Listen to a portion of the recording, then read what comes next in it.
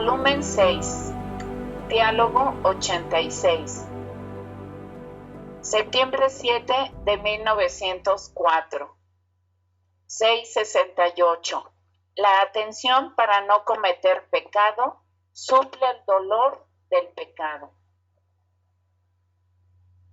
Bueno, Guille, pues esto es muy curioso como todo, ¿no? Siempre nos han recomendado, hemos sentido la necesidad de dolernos de nuestros pecados. Pero pues esto es a posteriori, o sea, es después de. Ahora, aquí nos van a hablar de la atención para no cometer pecado. Y esto suple, y yo diría que no solo suple, porque no es a posteriori, sino esto me impide caer en pecado. O sea que es mucho más efectivo, ¿no? Sí. Entonces dice, estaba pensativa por haber leído en un libro que el motivo de tantas vocaciones, que el motivo de tantas vocaciones frustradas es la continua falta del dolor del pecado. Y como yo no pienso en esto, y solo pienso en Jesús bendito y en el modo como hacerlo venir, y de ninguna otra cosa me ocupo, por tanto pensaba entre mí que me encontraba en mal estado. Después, encontrándome en mi habitual estado, el bendito Jesús me ha dicho: ¿con qué sencillez nos expone estas verdades, Luisa? Sí. Por eso digo, para mí siempre la introducción de Luisa a veces nos dice, híjole, enormidades. Sí, ¿cómo no? O sea, primero, ¿qué es lo que decíamos hace un momento?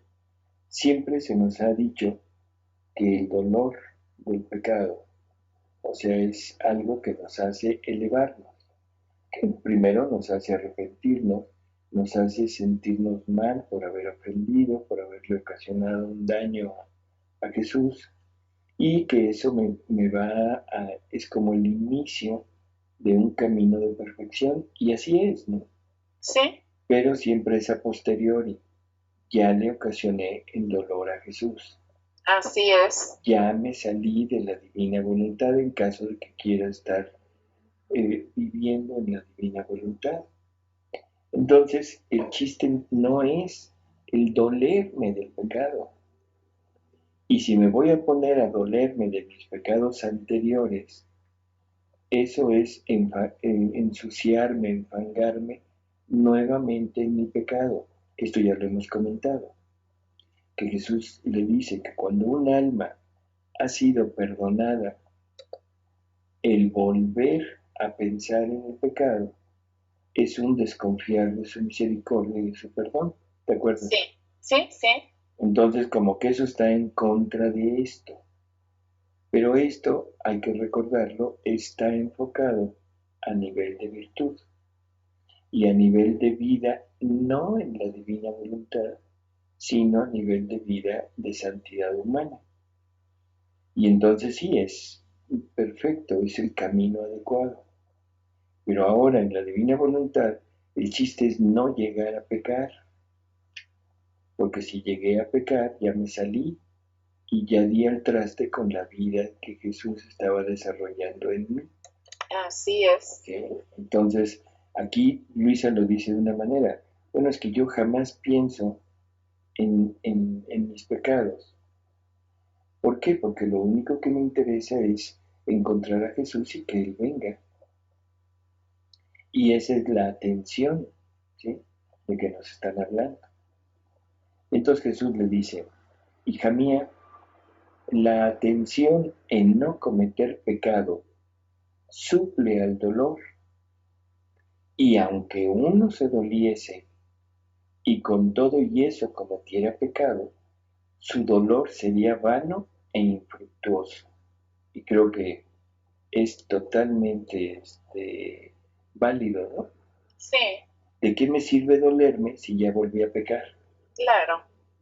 Todo aquel dolor, todo aquello que pasó, no tuvo ningún sentido, o sea, simplemente fue algo en el camino que me hizo reaccionar, pero ya volví a lo mismo.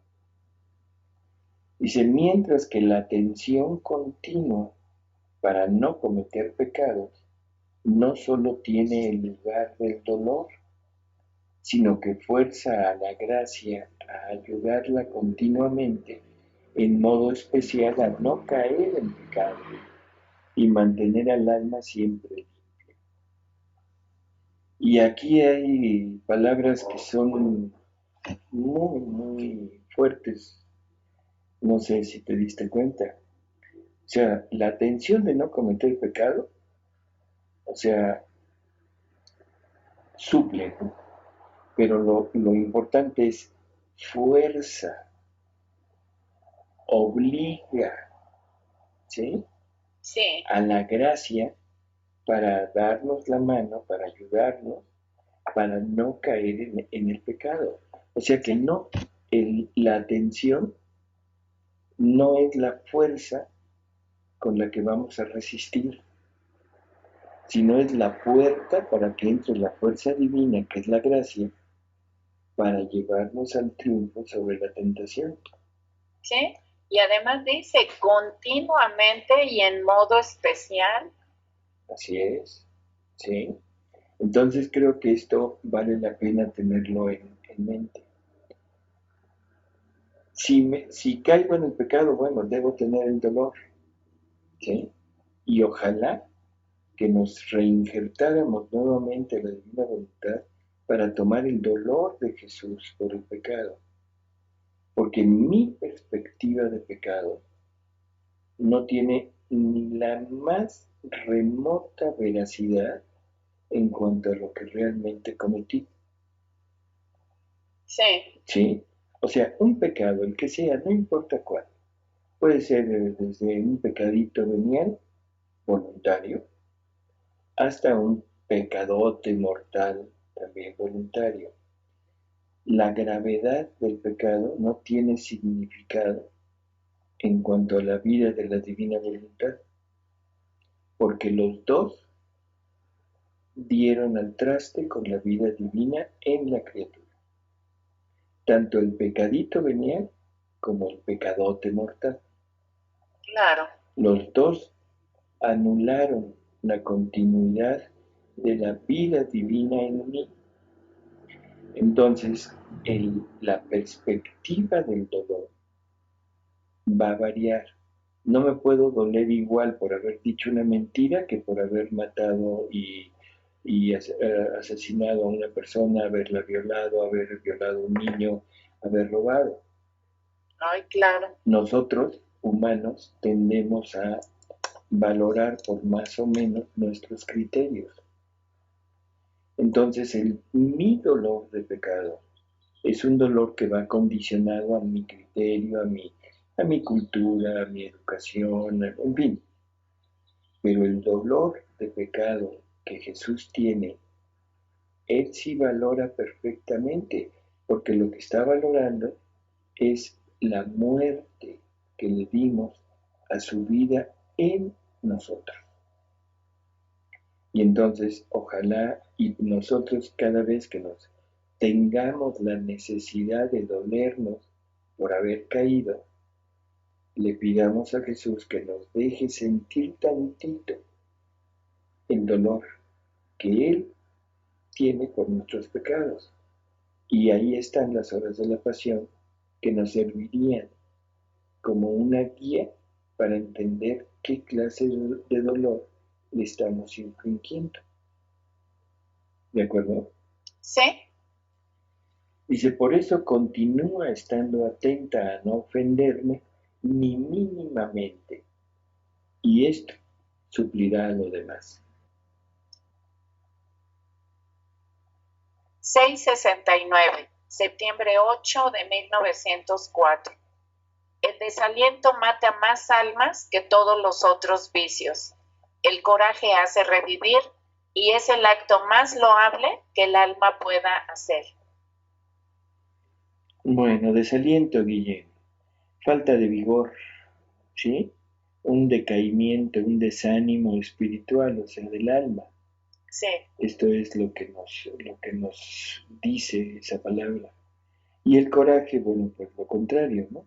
el alma, el alma con ánimo, animosa, el alma con vigor, vigorosa para enfrentar, o sea, cualquier situación, ¿sí?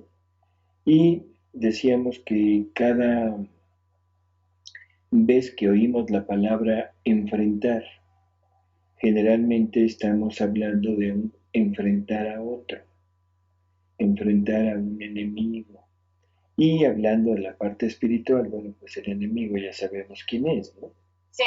Bueno, pero yo pienso que eso es lo de menos. Ese enemigo es insignificante. O sea, Satanás, o se llame como se llame, es insignificante.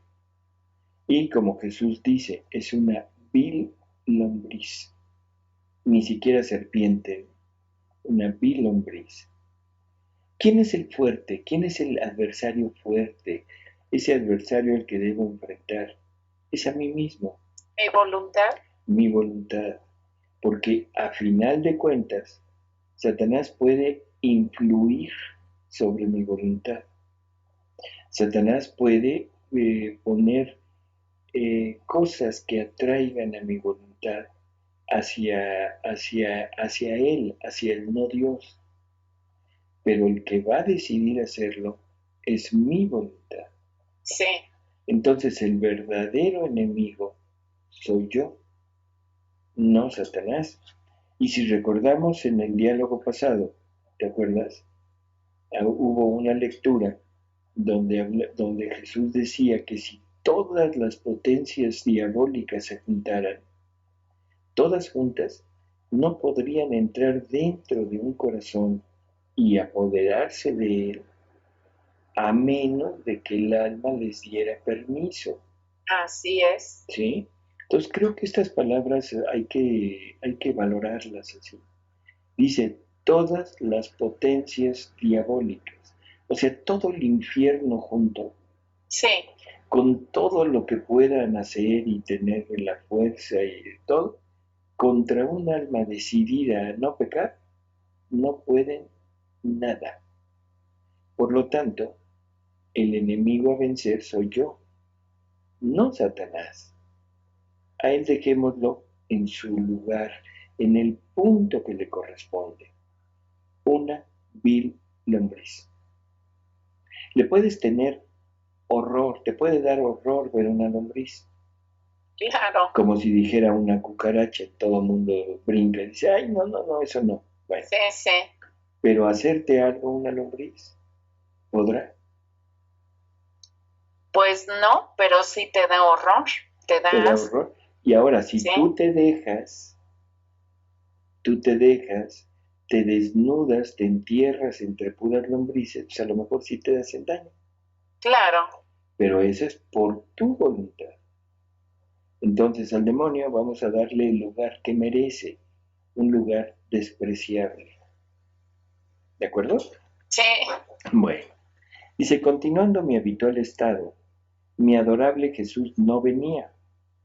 Entonces, habiendo esperado mucho, me sentía toda desalentada y temía mucho que esta mañana no viniera. Después, en cuanto vino, me ha dicho, hija mía, ¿no sabes tú que el desaliento mata más almas que el resto de los vicios? ¡Qué curiosas cosas! Sí. Eres lujuriosa, Guillermina. Ah. Perdón, eres lujuriosa, no te apures. Apúrate por no estar en ese estado de desaliento. De desánimo. De desánimo. Porque eso es lo que te quita el vigor para salir adelante. Sí. Y los vicios o tus pecados o lo que sea te puede llevar al desánimo, como tentación de Satanás. El dolor del pecado te puede llevar al desánimo, decir, no, soy nada, soy basura, soy miseria, en fin, las palabras. Soy de lo peor. Soy de lo peor, no puedo resistir todo lo que hago. O sea, en vez de darte vigor, te lleva a sentirte nada. Y estas palabras, el desaliento mata más almas que el resto de los vicios. Sí, y a sentirte nada en modo negativo. Claro, Jesús le dice a Luisa en alguna ocasión que el alma debe llegar al conocimiento de su nada, pero no para quedarse en ese conocimiento. Exacto. Porque eso la aniquilaría, sino que ahora de esa nada debe estar la esperanza de que en esa nada actúe el todo. Se llene con el todo. Así es. Entonces, lo malo es llegar a la nada y quedarnos en la nada. Así es. Que ese es el desánimo. Sí. ¿De acuerdo? Ese es el desaliento.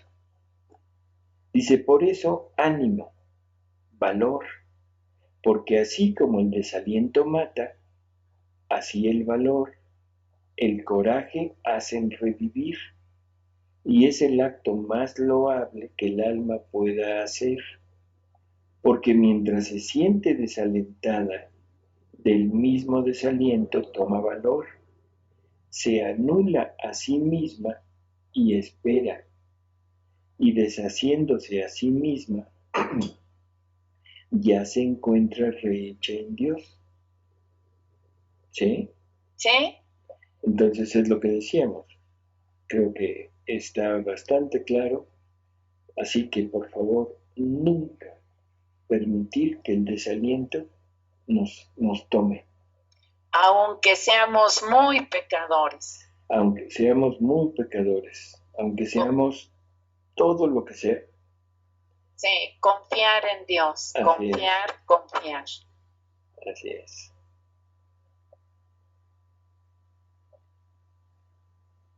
...670... septiembre 9 de 1904.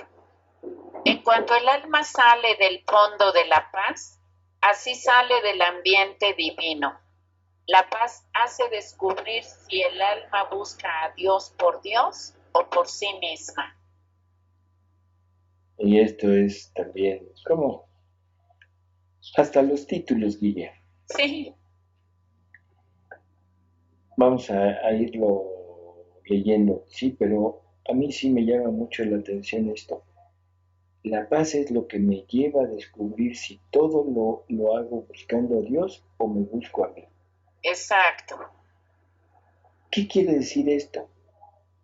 Si Jesús me habla de todo lo que debo pasar, de todo, del dolor que debo sufrir, de ese desapego, de esas las contrariedades que se me vayan presentando, tomarlas como parte de ese irme anulando, de ir llegando más a estar con Él. Pero me ataca el desaliento y el desaliento tiene dos opciones. Me puede llevar a la total nulidad, que es el estar como deprimido. Exacto. O me puede llevar a la agitación. A la ansiedad. Una ansiedad negativa, ¿no? Así es. Entonces, de cualquiera de las dos, no voy a estar en paz. Y eso querrá decir que esos sufrimientos no los estoy tomando en el sentido que Dios quiere que los tome. O sea, como parte de purificación. Sí. ¿Eh? Y que ya no estoy haciendo caso a las palabras de Jesús, que ya no soy yo quien lo recibe, sino es Él, y que Sí. ahora debo de ponerme en atención de repararlo a Él, sino ahora trato de repararme a mí, porque es al que le están haciendo daño. Bueno, continuando mi habitual estado, me sentía turbada por la ausencia de mi adorable Jesús. Por eso, después de haber esperado mucho, ha venido y me ha dicho: hija mía, en cuanto el alma sale del fondo de la paz, sale del ambiente divino y se encuentra en el ambiente o diabólico o humano. ¿De acuerdo? Y esto se lo dice porque Luisa se sentía turbada. Sí. Bueno. Y se encuentra en el ambiente o diabólico o humano. Solo la paz es la que hace descubrir si el alma busca a Dios o por sí misma, y si obra por Dios, o bien por sí o por las criaturas. Porque si es por Dios, el alma no es jamás turbada. Se puede decir que la paz de Dios y la paz del alma se entrelazan juntas, y alrededor del alma se ensanchan los confines de la paz, de modo que todo convierte en paz, aún las mismas guerras. ¿Te acuerdas que Jesús siempre le dice a Luisa, no es la cruz, no son los sufrimientos lo que vuelve infeliz al hombre, sino es lo alejado que sufre, es lo alejado de Dios que sufre las penas? Sí. ¿De acuerdo? Creo que aquí es como esa parte de explicación. Sí, de diferencia. Uh-huh. Bueno, dice, y si el alma está turbada, aunque fuera en las cosas más santas, en el fondo se ve que no está Dios, sino el propio yo o cualquier fin humano. Por eso, cuando no te sientes en calma, examínate un poco a ti misma para ver qué cosa hay en el fondo. Destrúyelo y encontrarás paz. Esto es interesante y esto nos reafirma que estamos hablando a nivel de virtudes. Sí. Porque le dice, examínate a ti mismo. Así es. Y en la divina voluntad siempre le dice, las reflexiones personales encorvan al alma. Sí, te sacan de... Así es, nunca reflexiones personales. Entonces, a nivel de virtud, si yo vivo en la divina voluntad bien, y de repente me siento que no estoy en paz, esa es la señal segura de que no estoy viviendo en la divina voluntad. ¿De acuerdo? Sí. Porque estoy intranquilo. Y el estar intranquilo, ya Jesús me lo está diciendo, es que no estoy buscando a Dios, sino me estoy buscando a mí mismo. Y entonces debo entrar en mí, debo decir, a ver, ¿qué está pasando? ¿Qué es lo que me tiene intranquilo? Y si soy sincero conmigo mismo, siempre encontraré una razón y un punto en donde el que aparezca soy yo, no él. La finalidad de mis obras son para mí, no para él. La consecución de mis obras siempre serán con fines humanos, de agradarme a mí, no agradarlo a él. O contaminado, parte y parte. Me voy a poner en el mejor de los casos. Los santos y en la vida actual, o sea, los que están en ese camino de búsqueda de santidad, que andan buscando hacer obras para Dios, que andan buscando modos, medios para llevar a Dios a todos los demás. Parece un muy buen fin, ¿no? O sea, realmente parece que es algo muy, muy loable. Sin embargo, si pierden la paz, porque no les sale, porque tienen muchas dificultades, porque hay muchos obstáculos en el camino, en fin, y se empiezan a salir de ese ámbito de la paz, quiere decir que lo que están buscando es para ellos, no para Dios.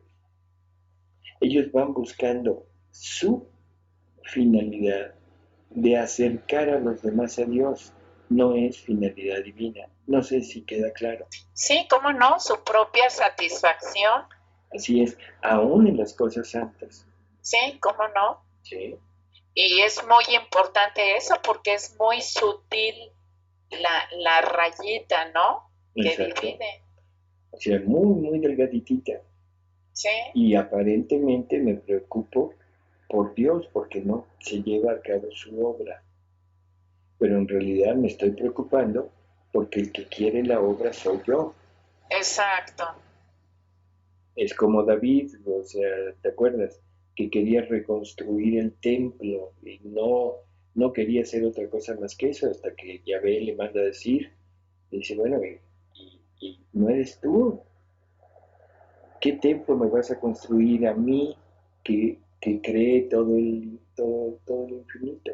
Así es. A mí no hay nada que me contenga. Así Tú, es. tú síguele, tu hijo será el que me construya un templo, pero tú no, ¿sí? Por eso el Sí, templo es el templo de Salomón. O sea, es a él al que le tocaba hacer esto. Entonces David estaba muy preocupado queriendo darle una casa al Señor. Como sí. ellos dormían en tiendas y el Señor al aire, en el arca. ¿Sí? Ujú. Bueno, así que ya no te afanes, Guille. Bueno, sí, son lucecitas que nos llegan. Así es. Dice, por eso ánimo, valor, perdón, ya me regresé a la anterior y no. Sí, Entonces dice, nada más para concluir, vamos a repetir el último parrafito. Si el alma está turbada, aunque fuera en las cosas más santas, en el fondo se ve que no está Dios, sino el propio yo o cualquier fin humano. Listo. Y esto de por eso, cuando no te sientas en calma, examínate un poco a ti misma para ver qué cosa hay en el fondo, destrúyelo y encontrarás paz. Es un consejo para el camino de las virtudes. sí, sí. Para el alma que vive en la divina voluntad, en primer lugar, esto ya no debería de pasar. Todo da lo mismo, porque a final de cuentas, mis actos, tengan o no tengan resultado, son vida divina. Sí, ¿Sí? Y eso es lo importante, eso es lo que Dios quiere de mí, eso es lo que Dios quiere de mis actos. Por lo tanto, no me debe preocupar. Que se logró hacer esto, ya logré que me inviten en tantos lados para ir a llevar al Señor, o nadie me quiere y ya me rechazaron de todos lados. No importa. O sea, lo que importa es mi vida en la divina voluntad y eso es lo que me dará la paz. exacto. Tener siempre a punta de la lengua, ¿no? Como dicen, el fiat. Así es. Si se da, fiat. Y Si si no no se se da, da, fiat. fiat. Si te invitan, fiat. Y si no te invitan, fiat. Claro. Si te corren, fiat. En fin, siempre es ese punto. A mí lo único que me interesa es no salirme de aquí. Exacto. Lo que pase por fuera, eso no me interesa. Y siempre lo debo tomar como voluntad de Dios. Sí, Siempre, siempre, siempre, siempre. Así que si me dan un disgusto, no es que me lo dieron por ellos. Dios me lo quiso compartir por medio de ellos. Si me rechazaron, es que Dios está queriendo que yo sufra el rechazo para asemejarme a Él y se tuvo sí, que valer de alguien. sí. Y así, y eso siempre, siempre me dejará en el punto de la paz. Claro, y además teniendo presente una verdad que Jesús mismo nos enseña desde el principio, que todo va dirigido para traernos al estado de vida que nos quiere. Así es, no importa de dónde venga. Así es.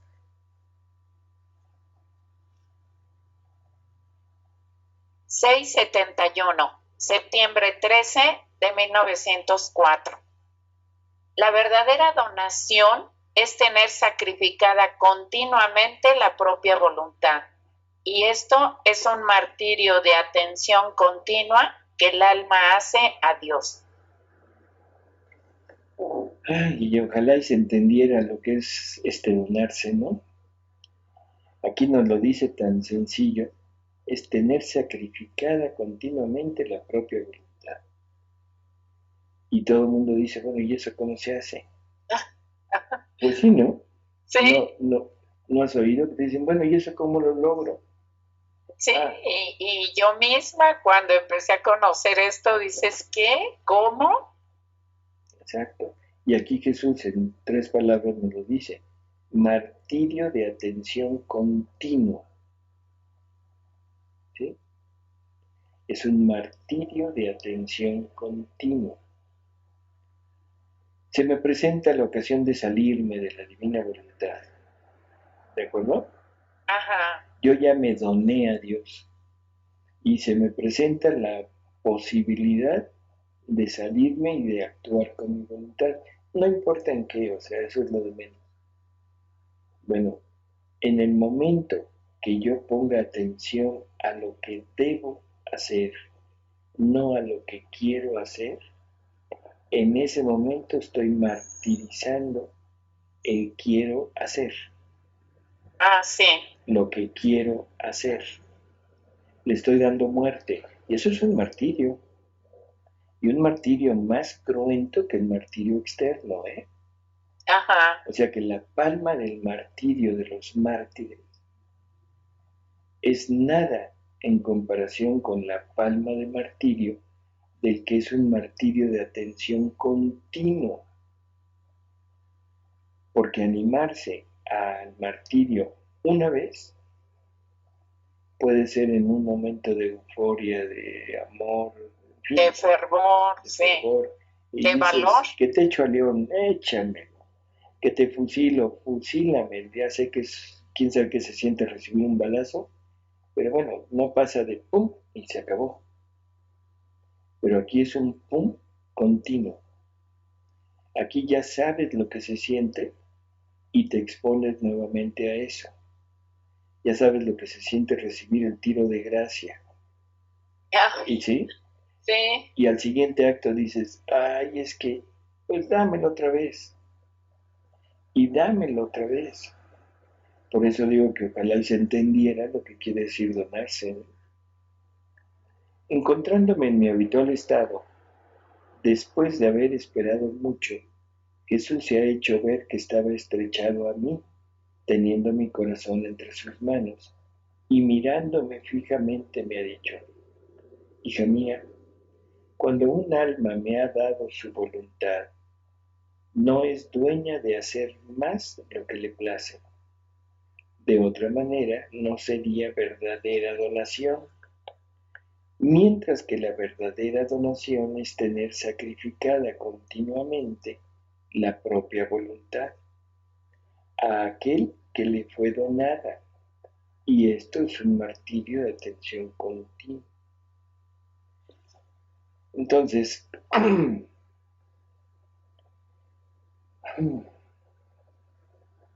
creo que las palabras otra vez. Verdadera donación. La palabra verdadera me dice que hay una que no es verdadera o que no es tan verdadera, ¿sí? ajá. O que pueda haber donación a medias, ¿no? Por eso no es tan verdadera, es Así es.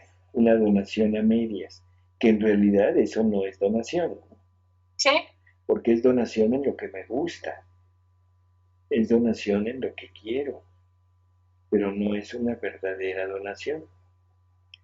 Entonces, la verdadera donación es tener sacrificada continuamente la propia voluntad a aquel al que le fue donada. Y esto es un martirio de atención continua que el alma hace a Dios.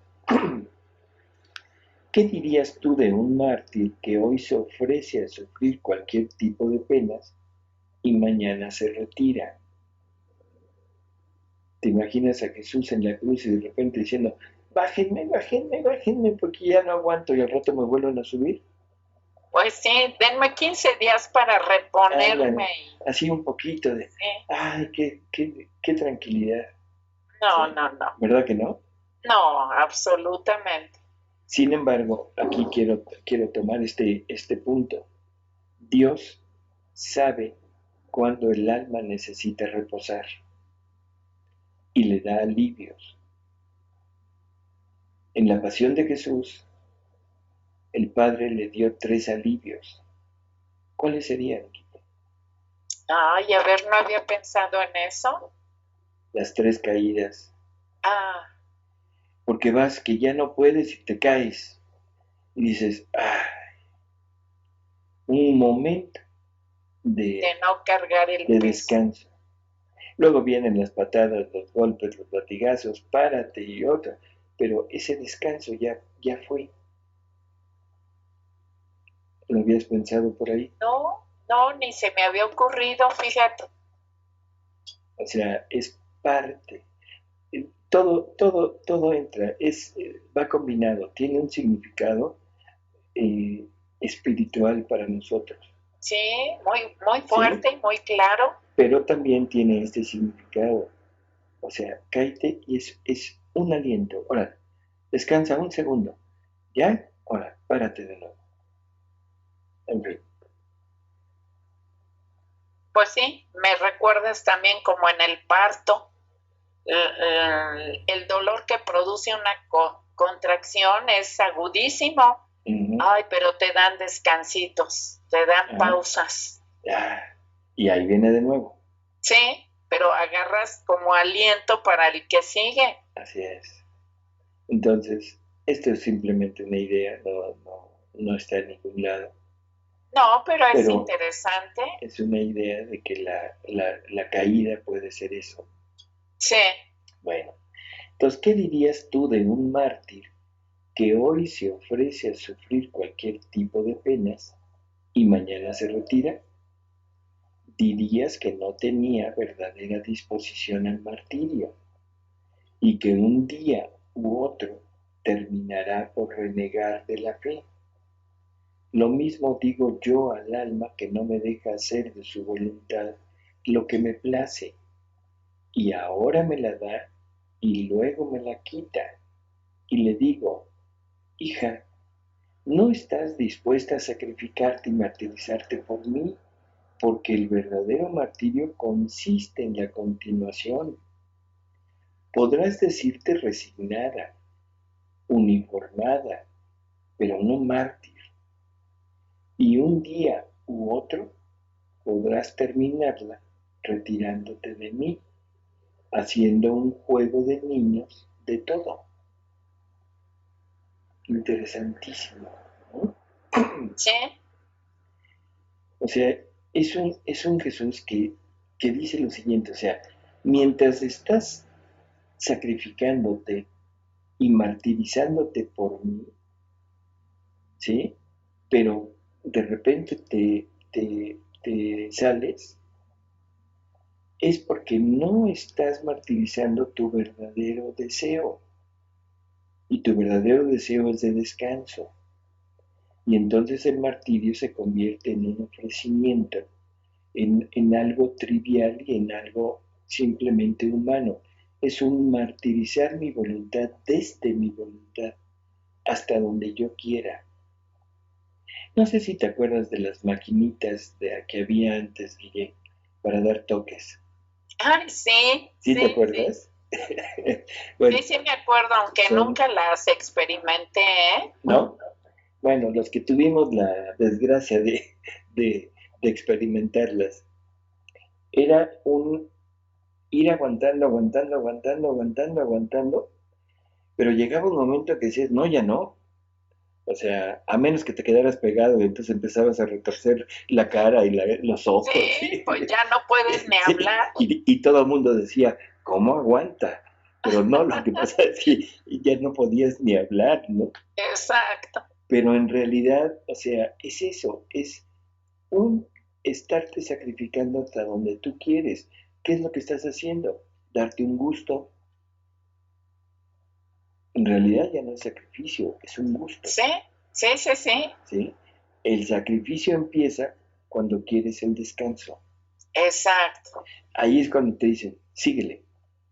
Y ahí es cuando tienes que matar tu propia voluntad, porque en todo lo anterior era gusto tuyo. Ahora el sacrificio está en la continuación. Sí, en cuando tú ya no quieres continuar. Ahí es donde empieza el verdadero sacrificio. ¿sí? La verdadera donación.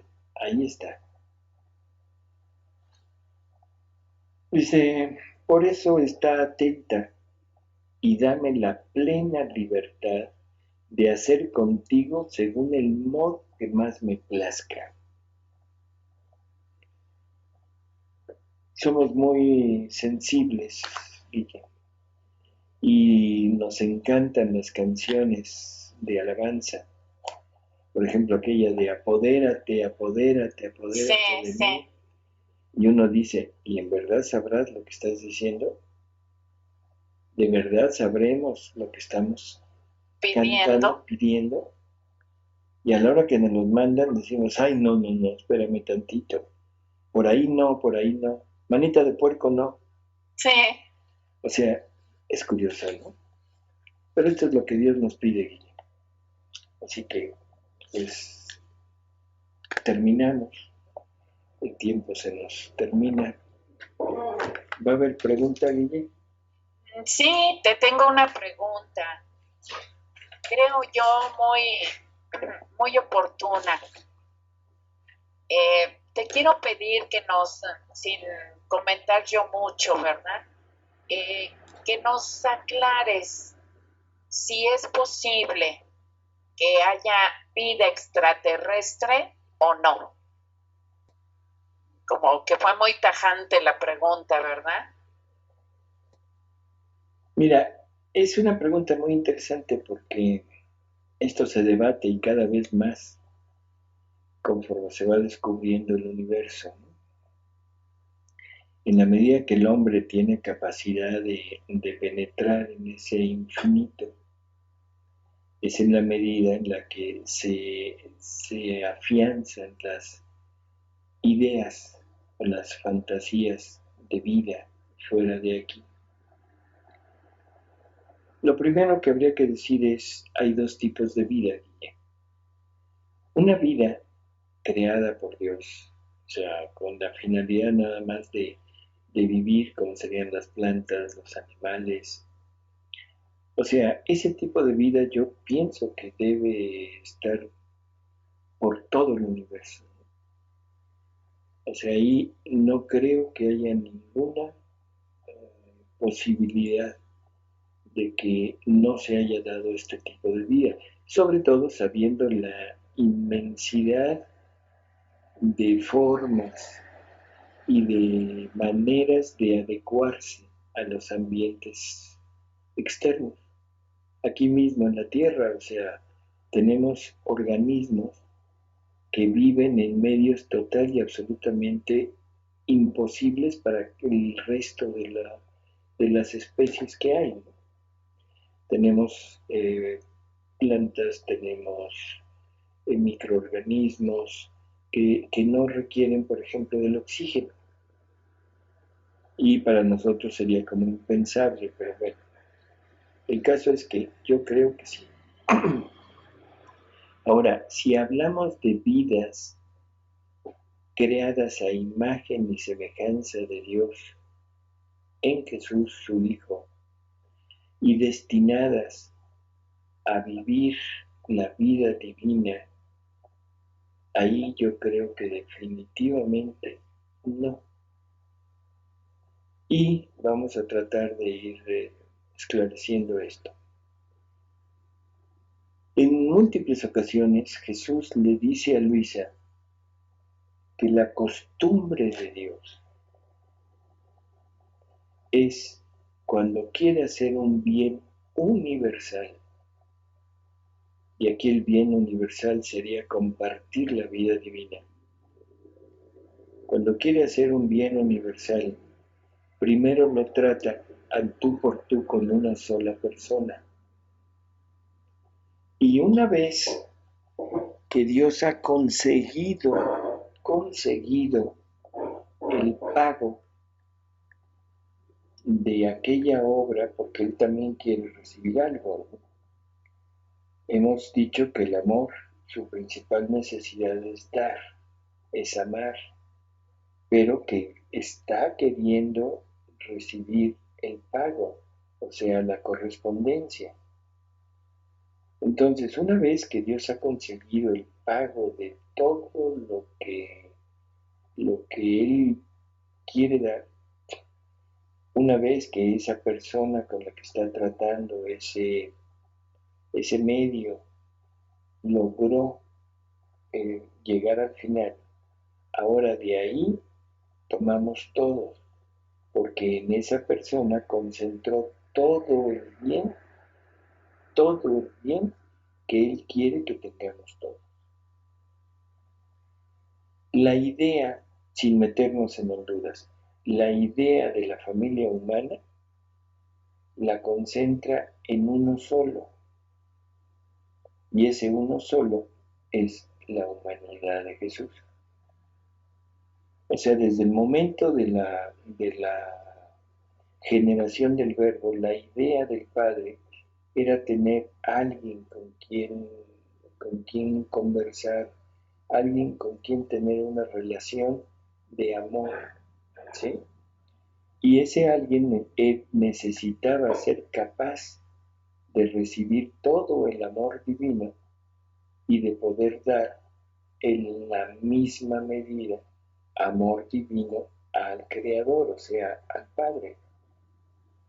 Entonces, esto es forzosamente necesario que lo haga en alguien igualito a Él, y el único igual a Él es Él mismo, en la persona del Verbo, de la segunda persona de la Trinidad.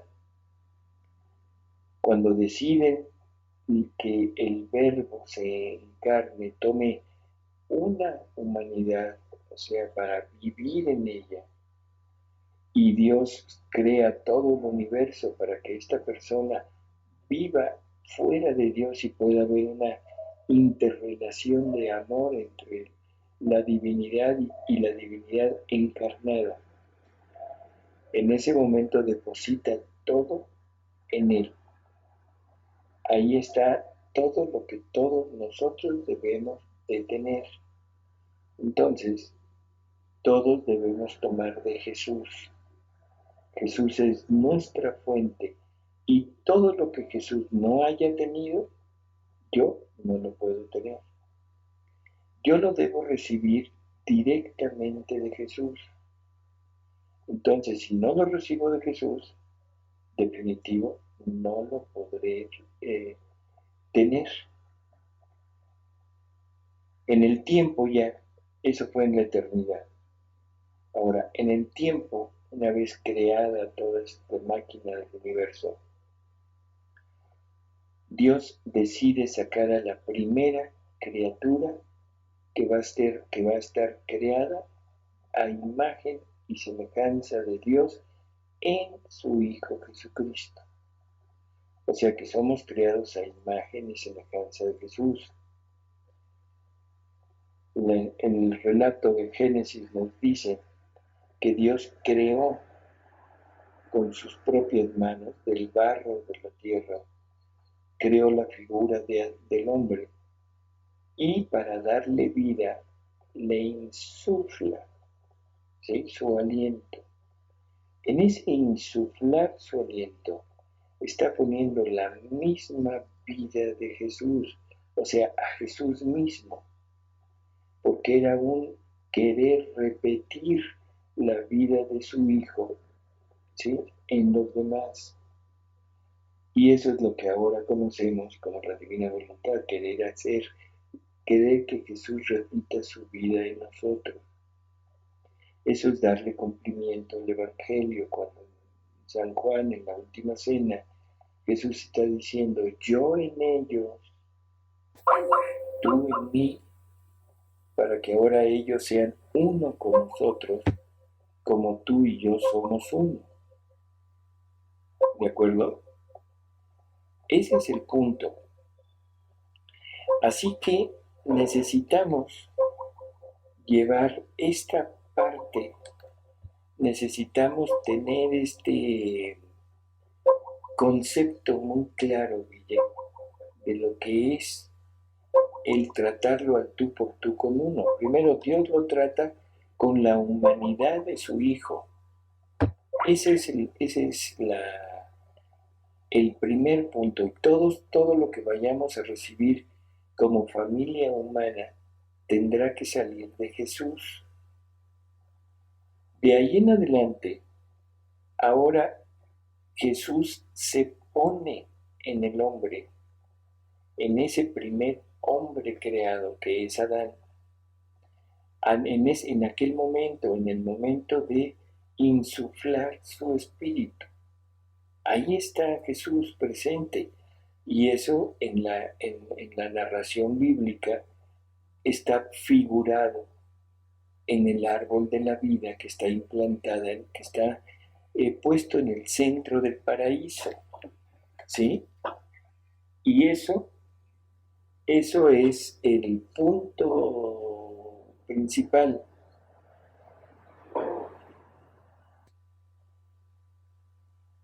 Así que en términos generales, Adán es el que recibe todo lo que Jesús recibió. Adán era el encargado de darnos a nosotros la posibilidad de poder llevar a cabo el plan de Dios, o sea, vivir la vida divina. Nada más que Adán se sale. Entonces queda truncado el plan de Dios. Y de ahí en adelante, bueno, Adán se queda con la parte, ¿cómo diríamos? Externa, con la parte creada. O sea, todo lo que la segunda persona de la Trinidad tenía creado, o sea, la humanidad, ahora Adán se queda con eso, pero no puede quedarse con la parte increada, que era la parte divina, la vida divina. De ahí en adelante, todas las demás generaciones que hubo, hasta la venida de Jesús, prácticamente estaban muertos a la gracia, que esto ya es la segunda ocasión que lo mencionamos. Y estaban muertos a la gracia, que es la vida divina, por eso, porque no pudimos tener la vida divina. Viene Jesús ahora al mundo, rehace al hombre, rescata al hombre, nos redime, nos consigue el perdón y nos consigue la restitución de la vida divina, que eso es en el bautismo. El sacramento del bautismo es para eso, para restituirnos la vida divina. Así que en términos generales, en el momento en que el hombre es bautizado, en ese momento se readquiere la vida divina. Es como si tuviéramos nuevamente acceso al paraíso terrenal, al centro del paraíso terrenal y al árbol de la vida que es Jesús. Y ahora comemos de ese fruto. Bueno, allá tengo nuevamente la posibilidad de tener ese punto. Por eso es que Jesús es el que viene a traernos la vida y quiere que tengamos vida, pero vida en abundancia. Así que de aquí en adelante, el que quiera estar vivo, vivo en el espíritu, debe de salir de Jesús. Pasan las generaciones, pero todavía no está restituido el hombre a su punto de origen. Ahora, ese punto de origen es restituido en Luisa. Y Luisa recibe todo lo que toda la humanidad tendría que haber recibido. Y nosotros tomaremos de Luisa lo que sea necesario para poder llegar a la finalidad para la que Dios nos creó. Si tomamos así toda esta cascada de transmisión y de información, tendremos forzosamente que deducir lo siguiente. Bueno, antes que eso, perdón. Dios se agota en sus obras, y eso es dicho por él en un capítulo, en una lectura de Luisa.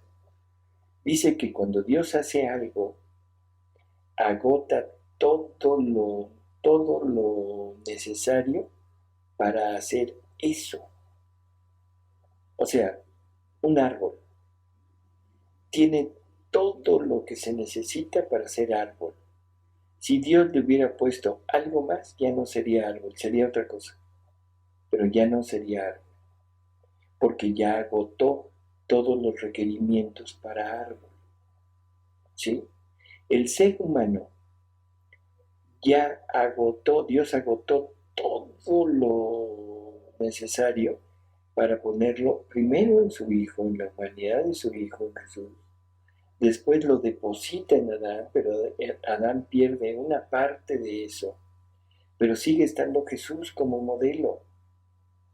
Ahora, viene Luisa y lo deposita todo en Luisa y nosotros tomamos de ahí. Así que Dios se agota en ese sentido y jamás hace cosas a la mitad. O sea, no hace primero algo y luego lo va perfeccionando, o hace algo aquí y lo puede repetir en otro lado. Según las palabras de Jesús, no, porque ya se agotó. Entonces, cualquier vida destinada a tener imagen y semejanza de Dios, tuvo que salir forzosamente de Adán. Si no salió de Adán, no puede estar destinada a esa finalidad. Bueno, podríamos decir, bueno, entonces los extraterrestres son descendientes de Adán. Podría ser, y que hubieran alcanzado una gran civilización, una gran tecnología para poder salir de este planeta. Y ya están en otro lado, no importa dónde hayan llegado. Ya viven en otro lado. Bueno, pero para poder empezar a ascender nuevamente a su punto de origen, necesitaban primero ser redimidos. Probablemente Jesús los haya redimido también, pero para que ellos tomen la redención necesitan conocerla, necesitan asociarse a esa redención y algo importantísimo, acceder a los medios para lograrla, como sería el bautismo, injertarse nuevamente en la vida de Jesús. ¿Y eso cómo lo van a recibir si no lo conocen? ¿Cómo lo van a recibir si no tienen ni la menor idea de lo que están pasando?